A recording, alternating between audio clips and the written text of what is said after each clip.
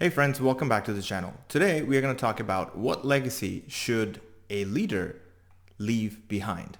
I'd like to know your answer in the comments below. And before we begin, if you're new to the channel, don't forget to subscribe to slowly grow your problem-solving mindset. Now let's get started. I've broken this question of what legacy should a leader leave behind into three separate factors, and each factor is broken into three separate videos. And today we will specifically focus on the first part, or factor number one, its root causes, and 2 tips to fix these root causes. And so factor number one of why we take a back seat and not think about our legacy is because of the fact that we don't know what we really want from life. Sometimes we put things on autopilot and try to go with the flow without taking the time to put things into perspective, what we want to achieve before we leave this beautiful planet, right?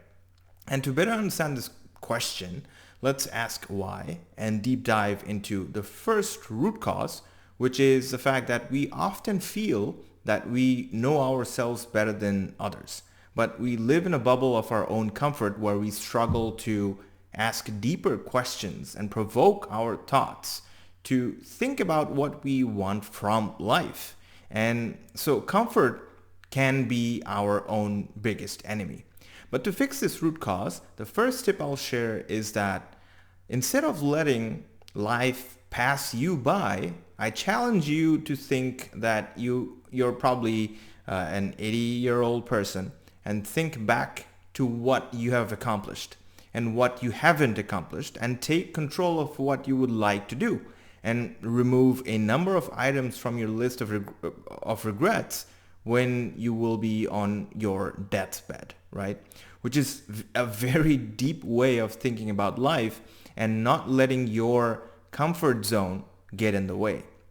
Now let's look at the second root cause of why we struggle to define what we want from life, which is the fact that short-term planning is easier than long-term thinking, right?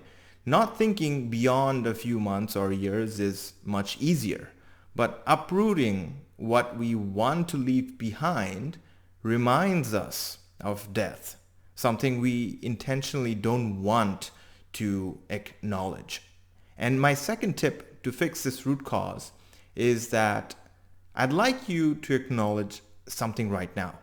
And this is the most honest truth I will tell you.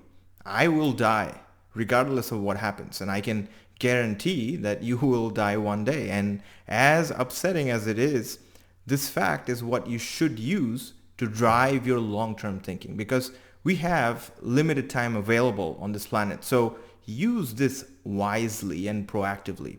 And these are the pieces that make up the first factor. Now, in part 2, we will discuss the second factor, its root causes, and 2 additional tips. But before we move forward, I have one question for you. What would you do to fix the root causes we just talked about? Think about it and leave a comment below.